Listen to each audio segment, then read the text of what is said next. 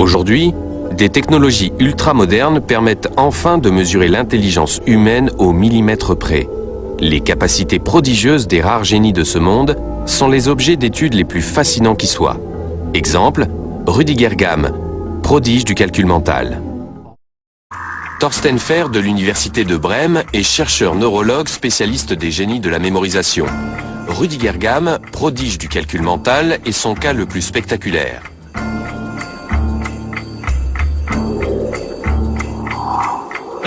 Le 8982378574. Pour les 30 chiffres après la virgule que notre ordinateur a calculé, c'est exact. On continue avec quelques puissances. Prenons 67 puissance 33.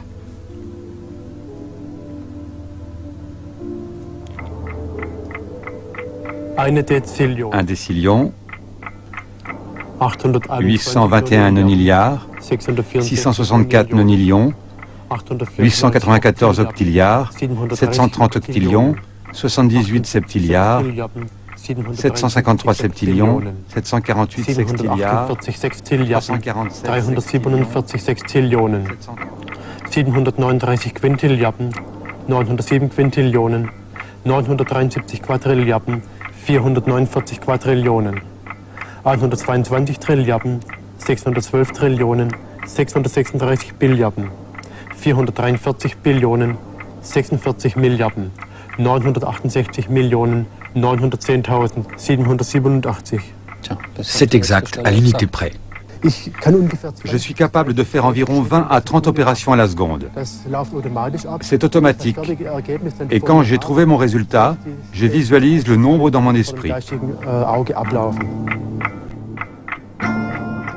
Au collège de Welsheim, l'extraordinaire talent de Rüdiger Gamm passe totalement inaperçu. Sur son bulletin, il n'obtient qu'un 5 en mathématiques, ce qui correspond à un 3 sur 20 en France. Ce n'est qu'à l'âge de 20 ans et tout à fait par hasard qu'il prend conscience de son génie. À l'occasion d'une émission de radio, il surclasse aisément un champion de calcul. Fort de son talent, Rüdiger commence à s'entraîner sérieusement.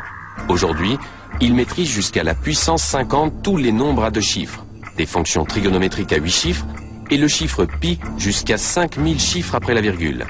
Aujourd'hui, il est entraîneur mental en Allemagne. Des équipes de football de première division, mais aussi des managers de haut niveau font appel à lui pour améliorer leur concentration et leur mémoire. Aujourd'hui, des chercheurs analysent les capacités de la calculatrice ambulante qu'est devenue Rüdiger. Dans les laboratoires de l'université de Magdebourg, un tomographe ultra performant retranscrit l'activité cérébrale de ce génie du calcul mental. Par le biais de la résonance magnétique, les neurologues pourront déterminer au millimètre près quels neurones sont activés et quand. En effet, les zones actives consomment plus d'oxygène et de sucre. C'est pourquoi leur irrigation sanguine augmente momentanément. Rüdiger prend place dans le tube et résout des opérations de calcul. Pendant ce temps, le tomographe enregistre les flux métaboliques observés sur les tissus de son cerveau. À New York, les données recueillies sont animées en 3 dimensions par une équipe de graphistes. Les technologies modernes nous permettent d'explorer pour la première fois les dimensions biologiques de ces comportements, de percevoir les modifications physiologiques qui les accompagnent, qu'il s'agisse de l'irrigation sanguine, des connexions entre les neurones. Cela permet d'expliquer pourquoi un cerveau est capable de mémoriser pendant 20 ans une information que le cerveau d'un autre individu, une personne souffrant de la maladie d'Alzheimer, aura oubliée au bout de quelques minutes ou de quelques heures. En étudiant ces deux situations extrêmes, on peut découvrir la clé du fonctionnement de la mémoire. Nous avons tendance à considérer que nous naissons avec un disque dur vierge et une merveilleuse mécanique appelée le cerveau, et que nous devenons ce que nous gravons sur ce disque. Mais pour expliquer les prodiges des autistes de haut niveau, il faut répondre à la question suivante. Comment quelqu'un peut-il savoir ce qu'il n'a jamais appris ?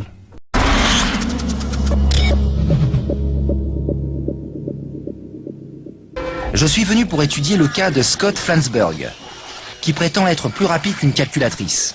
Je vais tenter de comprendre comment un être peut fonctionner aussi différemment.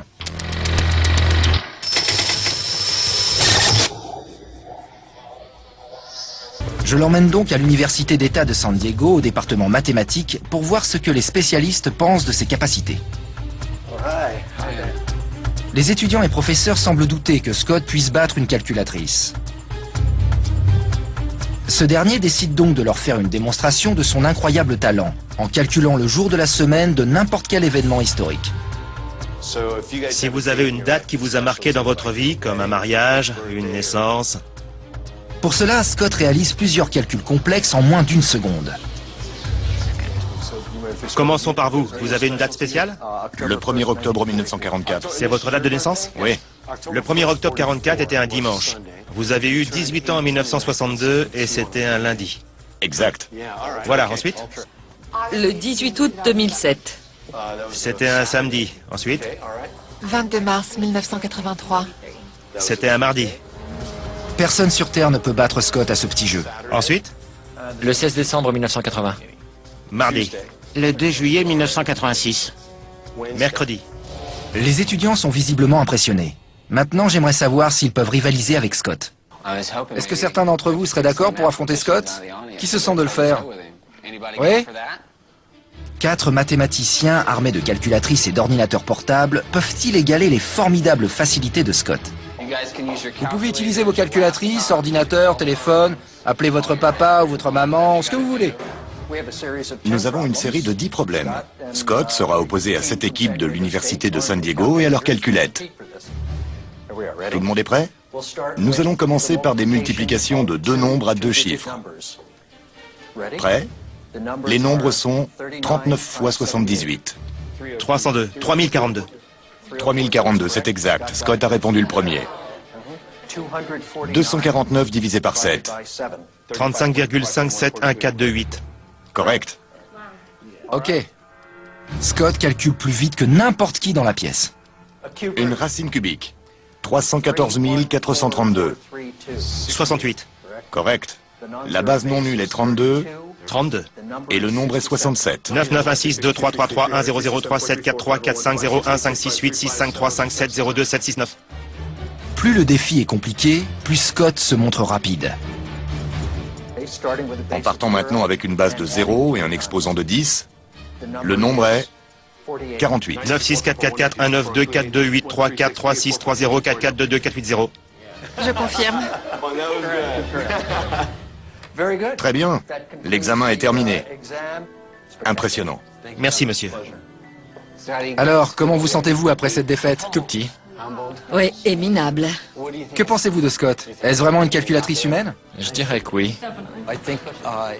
C'est un phénomène particulièrement rare. Il ne doit pas y avoir plus d'une demi-douzaine de personnes dans le monde capables de faire ce que Scott a fait aujourd'hui. Mais en quoi Scott est-il différent de nous? Comment son cerveau peut-il travailler si vite? J'ai déjà entendu plusieurs hypothèses susceptibles d'expliquer pourquoi j'ai ces facilités. Mais je n'ai toujours pas de réponse exacte à cette question. Jamais rencontré.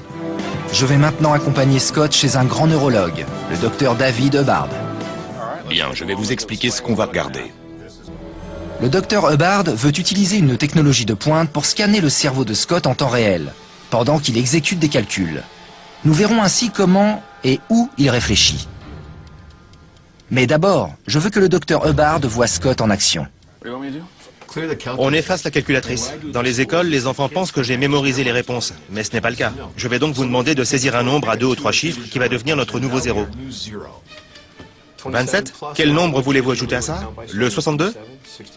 Ok, on obtient donc 89 et ensuite 151, 231, 275, 337, 399, 461, 523, 585, 647, 709, 771, 833, 895. Comment faites-vous ça? Pensez-vous que les calculs sont inconscients ou préconscients? Dès que je suis connecté, ça s'enclenche. C'est impossible. Vous ne pouvez pas faire ça. Je dirais même que c'est un miracle. Le docteur Hubbard est maintenant convaincu et veut découvrir ce qui se passe dans le cerveau de Scott. Mais pour qu'une expérience soit valable, il faut d'abord des données de référence. Mon cerveau va donc passer au scanner pendant que je réalise quelques calculs mentaux.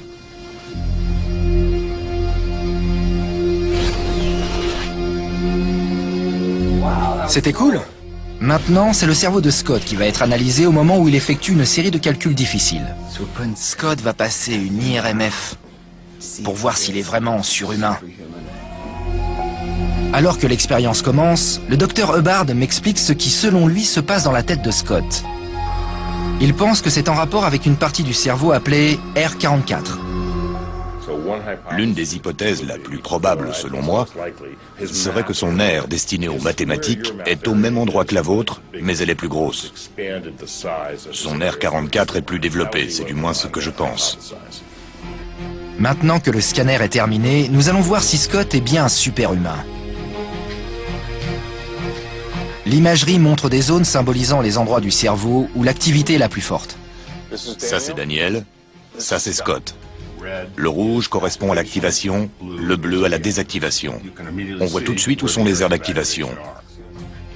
Étonnamment, pendant qu'il calcule, le cerveau de Scott est moins actif que le mien. J'ai choisi cette zone pour signaler une observation générale, à savoir que le cerveau de Daniel est plus actif que le vôtre. Intéressant. Je pensais que vous utilisiez l'ensemble de votre cerveau pour faire des mathématiques. Je n'imaginais pas du tout que son cerveau était plus actif. Ce que j'en déduis, c'est que pour vous, c'est facile, un peu comme une seconde nature. Exactement. Une seconde nature, c'est presque inné. La facilité avec laquelle le cerveau de Scott peut exécuter des calculs a surpris le docteur Hubbard lui-même. Mais il y a une autre découverte encore plus étonnante. Les deux aires principales qui sont censées s'activer sont l'aire 44 de Brodmann, l'aire de Broca, oui, ça me parle, et le lobe pariétal. Et ce dernier est très actif. Ça, c'est l'aire 44. D'accord. Le cerveau de Daniel est donc conforme à ce qu'on aurait pu attendre. C'est celui d'une personne normale qui fait un test de maths. Bien, maintenant jetons un coup d'œil à votre aire de Broca. Chez vous, on voit une zone qui n'est pas la même que chez Daniel. Nous voyons que cette aire ici est très active, très intense, mais très localisée. Pour Scott, c'est une révélation. Au lieu d'être ici, c'est là.